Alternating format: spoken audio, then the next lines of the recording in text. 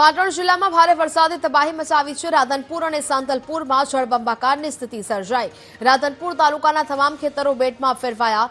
સાંતલપુરમાં વરસાદી પાણીમાં અનેક ખેતરો ડૂબ્યા છે। ખેતરો જળમગ્ન થતા પાકને નુકસાન જવાની ભીતિ છે। પાક નિષ્ફળ જવાની ભીતિથી ખેડૂતો હવે ચિંતિત બની રહ્યા છે। સાંતલપુરમાં સંવેદનાધાર વરસાદ બાદની આ પરિસ્થિતિ જોવા મળી। અનેક ખેતરો બેટમાં ફેરવાયા છે, જેને કારણે હવે ખેડૂતોની જે પરિસ્થિતિ છે તે મુશ્કેલ બની છે। ખેડૂતો ચિંતિત બન્યા છે। પોતાનો પાક નિષ્ફળ જવાની ભીતિ ખેડૂતો સેવી રહ્યા છે। ખેતરોમાં હજી પણ જળબંબાકારની સ્થિતિ સર્જાઈ રહી છે। પાટણ જિલ્લાની અંદર જે રીતે અનરાધાર વરસાદ વરસ્યો છે, આ વરસાદ રાધનપુર અને સાંતલપુરમાં જે રીતે તારાજી વેરી હતી તે રીતના મારી પાછળના દ્રશ્યો બતાવવા માંગીશ કે આ રાધનપુર અને સાંતલપુર વિસ્તારના જે ખેડૂતોના ખેતરોના દ્રશ્યો છે। જે રીતે દ્રશ્યો જોઈ શકાય છે કે આ કોઈ નદી નાળાના દ્રશ્યો નથી, પરંતુ ખેડૂતોના ખેતરોના દ્રશ્ય છે।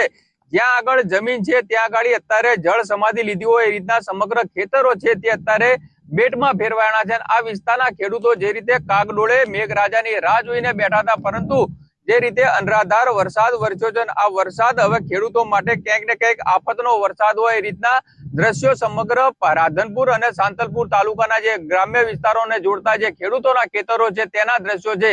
જ્યાં ગાડી દ્રશ્યો જોઈ શકાય છે ત્યાં ગાડી આપણને જોવા જઈએ તો એ રીતે લાગે કે કોઈ સમુદ્રના દ્રશ્યો છે, પરંતુ આ સમુદ્ર નહીં, પરંતુ ખેડૂતોના ખેતરોના દ્રશ્ય છે।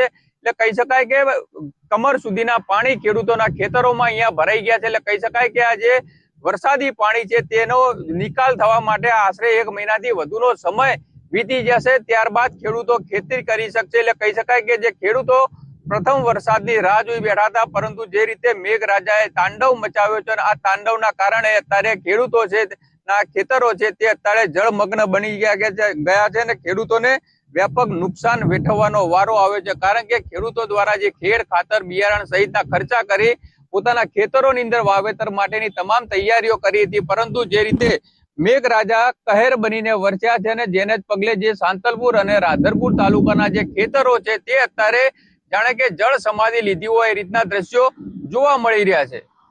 ભરત પ્રજાપતિ, વીટીવી ન્યૂઝ, પાટણ।